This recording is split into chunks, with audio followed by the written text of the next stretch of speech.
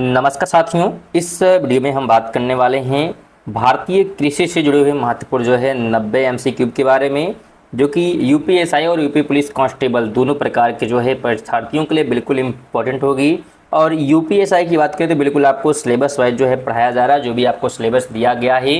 तो बिल्कुल अगर आप चैनल पर नए विजिट किए हैं और सिलेबस वाइज तैयारी करना चाहते हैं यूपीएसआई के, तो चैनल को ज़रूर सब्सक्राइब कर लें, जिससे कि आपको नोटिफिकेशन मिलती रहेगी। बिल्कुल सब्सक्राइब करना फ्री है। साथ में आप इसका पीडीएफ भी प्राप्त कर सकते हैं हमारे टेलीग्राम चैनल से, जिसका लिंक आपको डिस्क्रिप्शन में मिल जाएगा। चलिए पहले प्रश्न की बात करते हैं। तो प्रश्न हमारा क्या कह रहा है? तो प्रश्न कहता है कि भारत में कृषि को सबसे अधिक प्रभावित करने वाला मौसमी तत्व कौन सा है? तो कृषि को सबसे अधिक प्रभावित करता है वर्षा। ऑप्शन नंबर डी राइट हो जाएगा। अगला प्रश्न है कि निम्नलिखित में से कौन सी खरीफ फसल नहीं है? खरीफ की फसल नहीं है यह पूछा जा रहा है। तो खरीफ की फसल यहाँ पे सरसों नहीं है। डी ऑप्शन राइट हो जाएगा। ध्यान रखें, खरीफ फसलें मानसूनी अवधि में होती हैं, जो कि जून सितंबर का है, और सरसों रबी फसल है, जो कि अक्टूबर नवंबर में बोई जाती है। अगला प्रश्न है कि नगदी फसल में शामिल नहीं है। नगदी फसल की अगर हम बात करेंगे तो इसमें गेहूं शामिल नहीं है। ऑप्शन नंबर डी राइट हो जाएगा। नगदी फसल वे होती हैं जिनका मुख्य उद्देश्य व्यावसायिक बिक्री होता है, जैसे कि गन्ना, कपास, जूट। बिल्कुल ध्यान रखें। और गेहूं मुख्य रूप से खाद्य फसल है। आगे बात करेंगे तो भारत में हरित क्रांति का श्रेय किसे जाता है? हरित क्रांति की बात अगर हम करेंगे तो स्वामीनाथन को। ऑप्शन नंबर क्या होगा? तो बिल्कुल बी ध्यान रखना है। एम.एस. स्वामीनाथन को हरित क्रांति का जनक के रूप में जाना जाता है। अगला प्रश्न है कि भारत में हरित क्रांति की शुरुआत कब हुई थी? तो हरित क्रांति की शुरुआत 1967 में की गई थी। ऑप्शन नंबर सी राइट हो जाएगा। तो बिल्कुल ध्यान रखें, विशेषकर 1967 कहीं पे 1960 ही बताता है। बिल्कुल ध्यान रखेंगे, दोनों आसपास में क्या है होते हैं। तो कहीं पे 60 से 67 भी कहते हैं, तो बिल्कुल ध्यान रखें, लेकिन 67 विशेष रूप से इम्पोर्टेंट है। अगला प्रश्न ये कह रहा है कि ICAR भारतीय गेहूं और जौ अनुसंधान संस्थान कहाँ पर है? तो ध्यान रखें, यह है करनाल में। ऑप्शन नंबर क्या होगा? तो बिल्कुल सी हो जाएगा। करनाल उत्तर प्रदेश की सीमा के नज़दीक है, और यह संस्थान गेहूं और जौ पर अनुसंधान करता है। अगला प्रश्न है कि भारतीय कृषि अनुसंधान परिषद द्वारा भारत को कुल कितने कृषि जलवायु प्रदेशों में विभाजित किया गया है? तो भारत को कुल 15 कृषि जलवायु प्रदेशों में विभाजित किया गया है। बिल्कुल ऑप्शन नंबर बी राइट हो जाएगा। और ये कृषि परिस्थितियों जैसे कि जलवायु, वर्षा, मिट्टी आदि के आधार पर किया गया है। 8 नंबर है कि प्राकृतिक खेती को बढ़ावा देने के लिए 1 करोड़ किसानों के बीच जैविक इनपुट और ब्रांडिंग सुनिश्चित करने वाला योजना को क्या कहा जाता है? तो इस योजना को ध्यान रखिएगा, क्या कहते हैं? तो भारतीय प्राकृतिक कृषि पद्धति। ऑप्शन नंबर सी राइट हो जाएगा। तो बिल्कुल ध्यान रखेंगे, प्राकृतिक कृषि पद्धति बिल्कुल भारतीय। आगे बात करते हैं तो निम्नलिखित किस राज्य में मसालों का बगीचा कहा जाता है? किस राज्य को बगीचा कहा जाता है मसालों का? तो केरल को ये कहा गया है। बी ऑप्शन आप ध्यान रखेंगे, बिल्कुल केरल को कहा जाता है। 10 नंबर है कि हाइड्रोपोनिक्स क्या है? तो ये ध्यान रखें, यह जल में पौधे को उगाने का तरीका है। बिल्कुल ऑप्शन नंबर क्या होगा? तो बी ऑप्शन राइट हो जाएगा। बच्चों ध्यान रखें, यह एक तरह की मृदा रहित कृषि पद्धति है, जिसमें पौधे पोषक तत्वों से युक्त पानी में उगाए जाते हैं, मिट्टी उपयोग नहीं की जाती है। इसलिए अगर वीडियो पसंद आ रही है तो बिल्कुल वीडियो को लाइक और साथ में एक शेयर आप सभी करें। बिल्कुल एक शेयर जितने भी लोग वीडियो को देख रहे हैं जरूर कर दीजिएगा। और बिल्कुल चैनल को सब्सक्राइब कर लें अगर आप अपडेटेड रहना चाहते हैं यूपी की परीक्षाओं से। तो चलिए आगे बात करते हैं। तो एरोपोनिक कृषि किस प्रकार है? कृषि किस प्रकार है? तो यह हवा में पौधा उगाना है। क्या है? तो बिल्कुल हवा में। ऑप्शन नंबर क्या होगा? तो बिल्कुल ए हो जाएगा कि पौधों की जड़ें हवा में होती हैं और पोषक तत्वों से युक्त तुच्छ बूंदों द्वारा सिंचाई की जाती है, यानी कुछ कम बूंदों के द्वारा। 11 है कि सेरीकल्चर क्या है? तो सेरीकल्चर जो है रेशम कीट पालन को कहते हैं। ऑप्शन नंबर क्या होगा, तो डी ऑप्शन राइट हो जाएगा। 13 की बात करते हैं तो कह रहा है कि एपी कल्चर क्या है। एपी कल्चर तो मधुमक्खी पालन को कहते हैं apiculture, option number c हो जाएगा।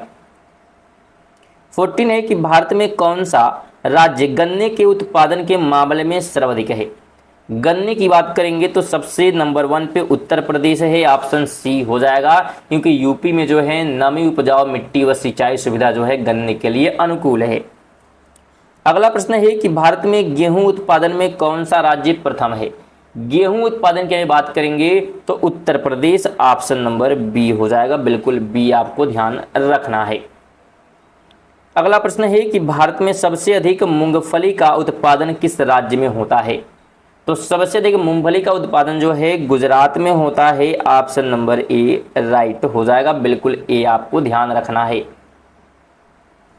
अगला प्रश्न है कि वर्षा के अंतर्गत पानी की अधिकता लेकिन जमाव ना हो ऐसी फसल है। तो उस फसल की बात करेंगे तो चाय ऐसी फसल होती है जिसको पानी की अधिकता ना हो और जमाव भी ना हो, बिल्कुल। 18 है कि हरित खाद वाली फसलों में से किसमें नाइट्रोजन की मात्रा सर्वाधिक पाई जाती है। तो सबसे अधिक नाइट्रोजन जो है लोबिया बोरा में होती है, ऑप्शन नंबर सी राइट हो जाएगा। अगला प्रश्न है कि झूम कृषि किस प्रकार की कृषि है। तो यह जो है कृषि है स्थानीय कृषि। झूम कृषि क्या है, तो स्थानीय कृषि है। झूम कृषि में किसान जो है जंगल की भूमि पर खेती करके छोड़ देते हैं और दूसरे क्षेत्र में जाते हैं। अगला प्रश्न है कि मिश्रित कृषि में क्या शामिल है। तो मिश्रित कृषि में ध्यान रखिएगा कई तरह की फसलें उगाना और पशुपालन भी करना, तो इसको हम मिश्रित कहते हैं जब कृषि के साथ साथ पशुपालन होता है तो। अगला प्रश्न है कि रबी की फसल का समय कौन सा है। तो रबी के फसल का जो समय है अक्टूबर से मार्च है, ऑप्शन नंबर सी राइट हो जाएगा। और कटाई जो है मार्च और अप्रैल में की जाती है, ठंडे मौसम में बुआई होती है। 22 है कि भारत में कौन सी फसल वर्षा के अधिक व निरंतर वर्षा की मांग करती है। तो बिल्कुल ये जो है मांग करती है धान, यानी कि धान को बिल्कुल पानी ज़्यादा चाहिए, तो ऑप्शन नंबर ए इसका राइट हो जाएगा। 23 है कि तिलहन फसल निम्नलिखित में से कौन सी है। तिलहन फसल की बात करेंगे तो सूर्यमुखी, क्या होगा, बिल्कुल सूर्यमुखी, ऑप्शन नंबर ए राइट हो जाएगा। तिलहन फसल है और इसके बीज से तेल निकलता है। 24 है कि भारत में कृषि प्रणाली में राजकीय खेती की विशेषता क्या है। तो राजकीय जो खेती की विशेषता है ध्यान रखिएगा, सरकार को जो है सरकार द्वारा भूमि एवं प्रबंध है, ऑप्शन नंबर क्या होगा, तो बी ऑप्शन राइट हो जाएगा। ध्यान रखें राजकीय खेती वह खेती है जहां सरकारी क्षेत्र में कृषि भूमि सरकार के नियंत्रण व प्रबंधन में होती है। 25 की बात करें तो सहकारी उन्नत खेती में स्वामी कौन होता है। तो इसमें स्वामी जो है व्यक्तिगत होता है, ऑप्शन नंबर सी हो जाएगा। अगला प्रश्न है कि which state in India is know for the maximum rubber production.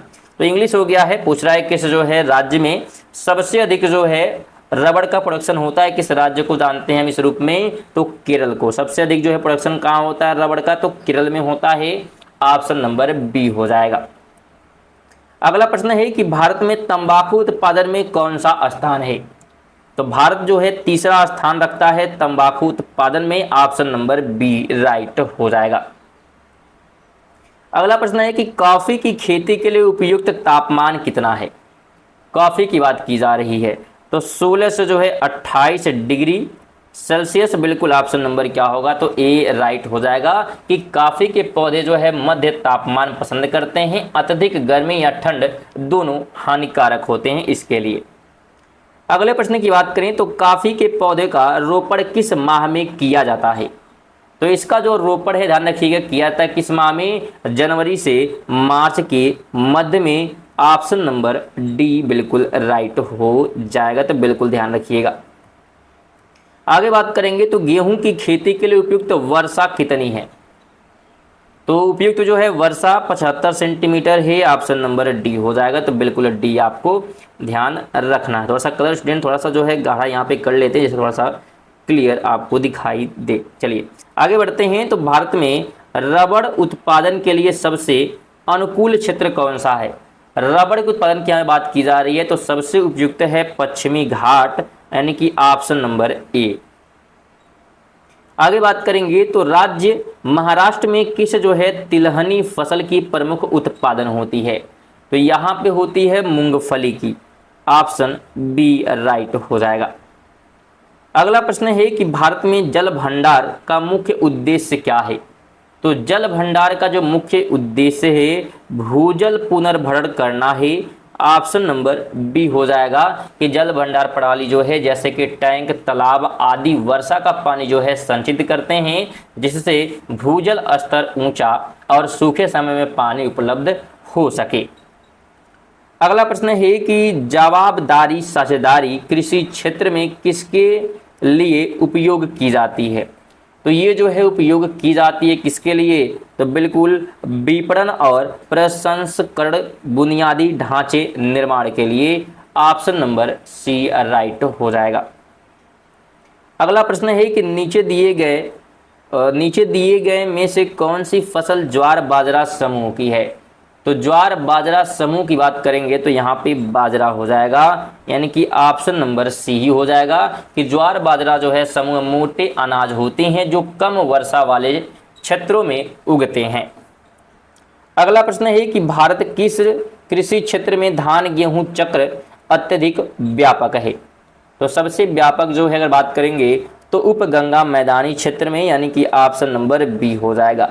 Student साथ में बात करें, अगर आप जो है करंट अफेयर पढ़ना चाहते हैं रेगुलर, तो बिल्कुल आप सभी जो है हमारे चैनल को सब्सक्राइब कर सकते हैं। सब्सक्राइब करना बिल्कुल फ्री है और करंट अफेयर रेगुलर जो है सुबह बिल्कुल 6 बजे आती है वीडियो, 6:30 नहीं आती, बिल्कुल 6 बजे रेगुलर जो है वीडियो आती है करंट अफेयर की। लगभग 10 मिनट के आसपास की वीडियो होती है, तो बिल्कुल आप सभी जो है करंट अफेयर जरूर जो है अपना कवर करें सुबह सुबह, जिससे आपकी करंट अफेयर अगर मजबूत रहेगी, क्योंकि करंट अफेयर भी क्या है एग्जाम में बनते हैं स्टूडेंट, आपको पता होगा, इसलिए क्या है करंट अफेयर पढ़ना जरूरी, इसलिए चैनल को सब्सक्राइब कर लें, जैसे नोटिफिकेशन आपको टाइमली मिलती रहेगी। आगे बात करते हैं। तो भारत में जरायु खेती मुख्यतः कहाँ की जाती है? तो ये जो खेती है ध्यान रखिएगा पहाड़ी या उत्कृष्ट ढलान क्षेत्र पर की जाती है, सी ऑप्शन हो जाएगा। आगे बात करते हैं। तो जल सिंचाई के कौन से स्रोत सबसे अधिक उपयोग में हैं भारत में? तो सबसे अधिक जिसका उपयोग होता है भारत में तो भूमिगत जल, सबसे अधिक किसका है? भूमिगत जल, बिल्कुल ट्यूबवेल या वेल्स का जो है उपयोग जो है किया जाता है, तो ऑप्शन नंबर सी राइट हो जाएगा। अगला प्रश्न है कि भारत में ऑर्गेनिक खेती को बढ़ावा देने वाली सरकारी मिशन है, तो कौन सी है जो सरकारी मिशन? तो राष्ट्रीय जो ध्यान रखिएगा जैविक खेती मिशन, ये जो है बढ़ावा देती है, तो ऑप्शन नंबर बी राइट हो जाएगा, बिल्कुल ध्यान रखना है। 40 की बात कर लेते हैं। तो कृषि यांत्रिकीकरण से मुख्य लाभ क्या है? तो इससे जो मुख्य लाभ की बात करेंगे तो इससे हुआ क्या है? तो समय की बचत व उत्पादन क्षमता में वृद्धि हुई है, डी ऑप्शन राइट हो जाएगा। 41 है कि जायद मौसम की फसलें कब बोई जाती हैं? जायद की यहाँ बात की जा रही है, तो जायद जो है मार्च और जून में जो है बोई जाती है, ऑप्शन नंबर सी बिल्कुल राइट हो जाएगा। खरीफ और रबी के जो है बीच का मौसम यह होता है जिसमें फल, सब्जी व कुछ अन्य जो है ताजी फसलें बोई जाती हैं। 42 है कि भूमि स्वास्थ्य कार्ड योजना का उद्देश्य क्या है? तो इसका उद्देश्य जो है बिल्कुल ध्यान रखें कि क्या होने वाला है, तो बी हो जाएगा कि भूमि के पोषक तत्व स्थिति का आकलन कर उर्वरक उपयोग को निर्देशित करना, ये जो है इनका क्या है, तो बिल्कुल उद्देश्य है, बी ऑप्शन राइट हो जाएगा, ताकि उर्वरक जो है बर्बादी ना हो और मिट्टी की सेहत भी बनी रहे। 43 है कि भारत में कृषि विविधीकरण का क्या मतलब है? तो इसका जो मतलब है ध्यान रखिएगा फसलों, उपज, बागवानी, पशुपालन आदि विविध जो है गतिविधियां करना है, ऑप्शन नंबर बी राइट हो जाएगा। अगला प्रश्न है कि वर्षा क्षेत्रों के अनुसार भारत में कृषि जोन कितने प्रमुख जो है एग्रो क्लाइमेट जोन है? तो जोनों की जो संख्या है कुल 15 है। ऑप्शन नंबर बी राइट हो जाएगा। बिल्कुल आपको क्या है ध्यान रखना है कि भारत को 15 जो है कृषि जलवायु जो है क्षेत्रों में बांटा गया ताकि कृषि नीतियां जो है प्रत्येक क्षेत्र के लिए विशेष स्थिति के अनुरूप हो सके। अगला प्रश्न है कि नीचे दिए गए में से किस क्षेत्र में अधिकांश कृषि वर्षा आश्रित है। तो सबसे अधिक की बात करेंगे तो पश्चिमी पठार एवं पहाड़ियां हैं। बिल्कुल ऑप्शन नंबर बी राइट हो जाएगा, वेस्टर्न प्लेटू या हिल्स। अगला प्रश्न है कि मध्य गंगा मैदान में कौन सी रबी फसल व्यापक है। तो व्यापक यहाँ पे पूछा गया है तो व्यापक है सरसों या राय। ऑप्शन नंबर बी राइट हो जाएगा। मध्य गंगा मैदान में जो है सरसों राय जैसी तिलहनी जो है वह तेल उत्पादन वाली फसलें रबी में बोई जाती हैं और उपयुक्त ठंडी गर्मी साधारण होती हैं। स्टूडेंट अगर आप जो है ग्रुप डी की तैयारी करना चाहते हैं, बिल्कुल ग्रुप डी की, तो आप उसकी भी तैयारी क्या है हमारे चैनल पर कर सकते हैं। और पूरा जो है सिलेबस ग्रुप डी का क्या है खत्म कराया गया है। आप सिलेबस वाइज जाकर जो है पढ़ सकते हैं, फिर मॉक टेस्ट भी दे सकते हैं और रेगुलर वीडियो भी अभी आ रही है, डेली रात 8 बजे आती है, जो कि ग्रुप डी के लिए जो है संभावित प्रश्न होते हैं। तो बिल्कुल आप लोग चैनल को सब्सक्राइब कर लें जिससे नोटिफिकेशन आपको मिलती रहेगी और आप तैयारी बिल्कुल बेहतरीन तरीके से कर सकते हैं, साथ में अपडेटेड रह सकते हैं। टेलीग्राम को ज्वाइन कर लें जहाँ से आपको PDF 20 प्रश्नों का जो है प्राप्त हो जाएगा। इतने प्रश्न कवर कराए जाते हैं, उन सभी का PDF भी आपको हमारे टेलीग्राम से मिल जाएगा, तो टेलीग्राम को भी ज्वाइन कर सकते हैं। सभी चीज़ें बिल्कुल फ्री होती हैं, लाइक शेयर और सब्सक्राइब करना तो बिल्कुल आप सभी ये भी किया करिए, जिससे कि क्या है बहुत सारा मोटिवेशन मिलता है और आप सभी के लिए बेहतरीन जो है किया जाता है। तो बिल्कुल करिएगा, लाइक वगैरह शेयर वगैरह कर दीजिएगा। चलिए आगे बढ़ते हैं और 47 की बात करें तो भारत में जो है मक्का की उत्पादन में वृद्धि के प्रमुख कारण में से एक क्या है। तो कारण में से एक जो है पूछा जा रहा है तो पशु चारा एवं उद्योग की मांग बढ़ना। ऑप्शन नंबर ए क्या होगा, बिल्कुल ध्यान रखें, सी ऑप्शन राइट होगा कि मक्का सिर्फ खाद्य फसल नहीं है बल्कि पशु चारे और प्रोसेसिंग उद्योग के लिए भी क्या है महत्वपूर्ण हो गया, जिससे इसकी मांग और उत्पादन बढ़ा है। 48 है कि हरित पट्टी हिंदुस्तान में किस प्रकार की कृषि व संरक्षण गतिविधि से जुड़ी हुई है। तो ये जो है बिल्कुल जुड़ी हुई है किससे, तो जंगल लगाने की गतिविधियों से। ऑप्शन नंबर बी राइट हो जाएगा। 49 नंबर है, 49 की बात करते हैं तो हरित पट्टी हिंदुस्तान में किस प्रकार की कृषि व संरक्षण गतिविधि से जुड़ी है। तो ये भी क्वेश्चन सेम ही हो गया है, नहीं 48 ही है तो 49 की बात हमको करना था। चलिए 49 नंबर कि भू माफियाओं और कृषि जो है भूमि अधिग्रहण से किसानों को सबसे अधिक क्षति किस रूप में होती है। तो सबसे अधिक जो क्षति होती है वो होती है आर्थिक असमानता व भूमि खोने से। बिल्कुल ऑप्शन नंबर क्या होगा, तो बी राइट हो जाएगा। 50 नंबर है कि नमी संरक्षण की तकनीकों में से कौन सी है। नमी संरक्षण की तकनीकों में से कौन सी जो कि नमी को संरक्षित करती है। तो सी हो जाएगा कि सतही जुताई, मल्चिंग, कॉन्टूर बंधाई। तो ये सब हो सकती हैं, बिल्कुल ऑप्शन नंबर सी हो जाएगा। तो क्या करते हैं इस वीडियो में हम 50 क्वेश्चन ही कंप्लीट करते हैं। हालांकि कुल जो प्रश्नों की बात करेंगे देख सकते हैं बहुत सारे जो है प्रश्न लिए गए हैं। कुल जो है 90 प्रश्न क्या है कृषि से जुड़े हुए कवर कराए जाएंगे आप सभी के। तो इस वीडियो में अगर कंप्लीट नहीं करते हैं, रीजन क्या है कि वीडियो लंबी हो चुकी है और वीडियो कंप्लीट देखते नहीं है, तो इसका एक पार्ट 2 भी आएगा जिसमें क्या है लगभग कृषि से कंप्लीट प्रश्न जो है कवर कर ली जाएंगे और जो भी प्रश्न छूट जा रहा है वो सभी जब प्रैक्टिस से स्टार्ट किए जाएंगे उसमें कवर हो जाएंगे। तो बिल्कुल आपकी एक भी प्रश्न क्या है छूटने वाले नहीं है। तो वीडियो को लाइक और शेयर करके जाइएगा और चैनल पर नए होंगे तो सब्सक्राइब कर लीजिएगा। चलिए मिलते हैं अगली वीडियो, तक के लिए जय हिंद, वंदे मातरम।